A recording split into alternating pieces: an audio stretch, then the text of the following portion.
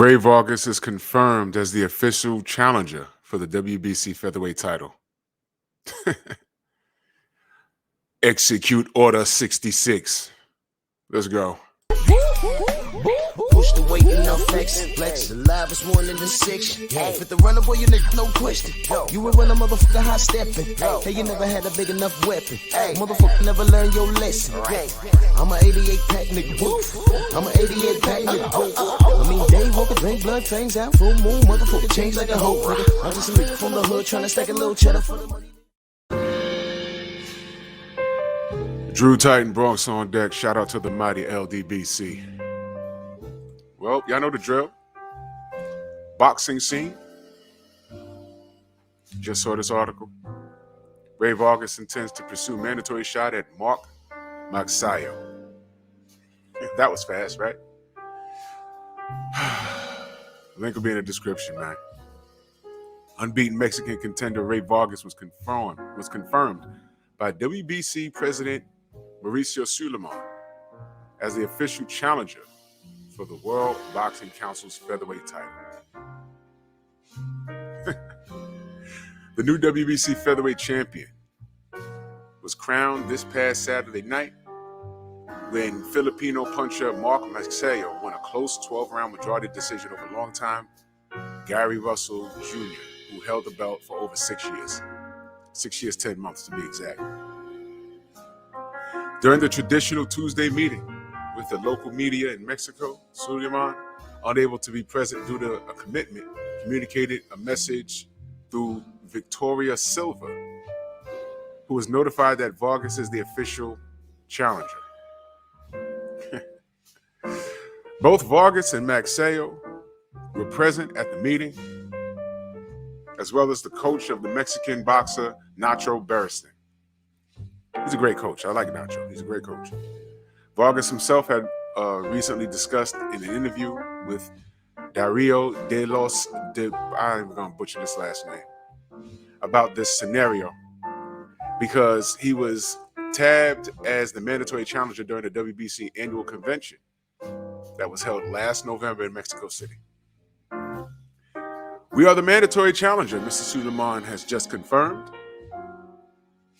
We knew we were going straight to the title. We just waited to find out who would win the fight between Russell and Magsayo.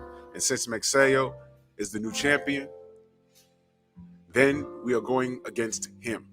Vargas said, oh boy, the title shot comes to me at an excellent time.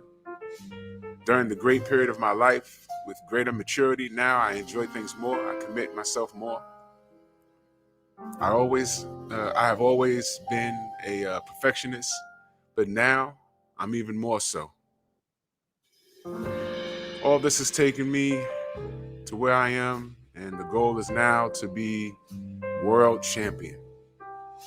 That is the article, and link will be in the description, and here's my opinion. I have questions. First and foremost, Gary Russell, champion for 6 years and 10 months, something like that. Longest reigning WBC champion to date, up until last Saturday. You are entitled to your opinion on who won the fight. I know what I saw, so it's whatever. My question is, since when does a champion not have a rematch clause?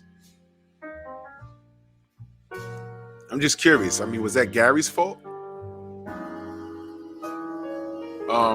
I've never, I'm sure somewhere in history there has been situations similar to this where the champion is lost and then there's no, you're wondering where the rematch is and what's happening. But it's all about who likes who and what side of history you choose to be on. Gary Russell only fought once a year. COVID didn't help. I don't know what the hell's going on with him in the PBC. I have no idea. Y'all know I speak to Batman. He doesn't know what's going on. I've spoken to him on my show and behind the scenes countless times. We just don't know what the hell's going on. We don't know. What I do know is he's a champion, and right away they're moving things along. I've even seen well-respected boxing journalists like Dan Raphael point out his long reign, but at the same time say free at last, as if Gary Russell was holding the belt hostage. The man couldn't get no work. If there was any a time to question the intentions of the PBC and Al Heyman, because you guys know you like to go for his head, that was the time. If y'all really was, if y'all really cared about the sport, why is Gary Russell fighting once a year? Why didn't y'all force Al Heyman's hand on that? Why didn't y'all lean on that? Gary Russell's an excellent talent, Hall of Fame fighter. So he loses the belt. And I know what I saw. I thought Gary won the fight. That's just my opinion. But I'm not the only person that shares that opinion. I was looking at why he had one hand and how Magsayo couldn't get him out of there. But whatever. So Nacho, I'm sorry, I'm looking at the name Nacho. It's not Nacho, but Dan Raphael, who likes to eat nachos. You be like, yo, Nacho's over there. Dan be like, what, where, what? No. Nacho Berenstain, the trainer, the legendary Mexican trainer. Oh, I thought you meant nachos because I would like some chicken nachos. Grimace. I'm sorry. I can't stand that guy. I cannot stand that guy. And I saw those tweets. The guy is ridiculous. The amount of venom he had towards Gary Russell Jr. was absurd. And I just got to ask. You know, he told my if he had a shoulder injury, you shouldn't voice it, or whatever injuries you had, you shouldn't voice it. You should just postpone the fight, period. Let me tell you something. If Gary Russell postponed the fight due to injury, he'd still fell under ridicule. Oh, you only fight once a year, Gary. You only fight once a year, Gary. How do you get hurt? But he says that about Gary Russell, right? But throws a microphone in front of Ryan Garcia's face and shows sympathy towards him. My neck hurts, my hand hurts, my back hurts, my feelings are hurt. I need to go get mental therapy. All the sympathy for that kid. But Gary Russell, who's actually done stuff, and for the life of me, no one can ask Al Heyman or the PBC why Gary Russell's only fighting once a year. You see, it's all about who your favorite is. Gary Russell has earned some sympathy if y'all giving it out, not Ryan Garcia. You put the mic in his face, you're asking him, oh, who you want to fight next? Like he hasn't done anything. He hasn't done half the things that Gary Russell has done. In the moment the longest reigning WBC champion loses the title, you got Dan Raphael talking about free at last. And this kid, and this isn't his fault, but you got this kid, Rey Vargas, talking about, hey, I'm up next. And Mauricio Sulaiman saying, yeah, you're up next, basically. You're up next, basically. Basically, you're up next. Mauricio ain't saying, no, man, you know what? He was hurt. Give our longest reigning WBC champion another shot. Have a rematch clause. Magsayo, you was the champion. You got a shot. Give him a rematch clause. Give him a rematch. No, let's not do that. Leave and never return. Gary lost the strap. He ain't been fighting but once a year. Don't look for him anytime soon. The PBC didn't do anything for him. The WBC ain't do anything for him. It's done. Anything he does now moving forward has to be on his own merit. I've spoken to Batman behind the scenes, and I've said it on my show. I said the only way you and all your brothers going to get any respect, y'all got to turn up. Because I don't know what's going on with Gary and the PBC. I'll never understand it. But that was some bull crap. And now he's finally lost, and here's a celebration, and now they're passing the belt along. Filipinos, Mexicans, and whatever. Now, I'm not blaming these fighters. They're doing their job. They're showing up to fight. It's not their fault.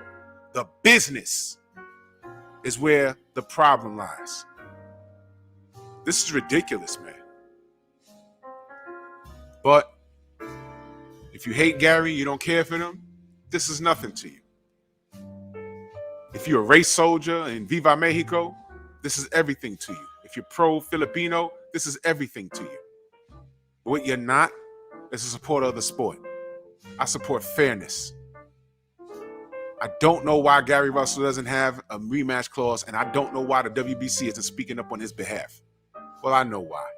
Because y'all left it up to me. This is all part of Order 66. There you go. So, salute to Rey Vargas. He's just fighting. He's just showing up to fight. But Mauricio always said, hey, man, this is happening. Gary Russell rematch. Who wants that? Right? Right. Very good, y'all. Shout out to all these boxing fans out here. You guys make me sick. The sport is making me sick. And don't look now, but 2028, the Olympics said if y'all don't get it together by 2023, we're not having no boxing in the Olympics until by 2028. And Mauricio Sulaiman is supposed to be the guy helping them out with that. Meanwhile, they're saying there's drugs and all this other corruption with judges, with refs. We just don't want to deal with it anymore. Enter Mauricio Sulaiman. He's supposed to help this. Mr. Oscar Valdez could fight. A and B samples are dirty, but it's equivalent to 4 Red Bulls, so you go ahead and fight. Mr. Oh, yeah, clenbuterol, slap on the wrist. He could still fight. Hey, wait a minute. You supposed to fight Jamal Charlo? Don't worry about that. I got you. Franchise status. This is the guy that's supposed to help fix the Olympics. Boxing in the Olympics. You guys keep sleeping at the wheel. I see what's going on. But when it's all gone, don't complain later. Y'all won't even be paying attention. Y'all not fans anyway. Clowns. It's ridiculous. Bronx on deck. Move!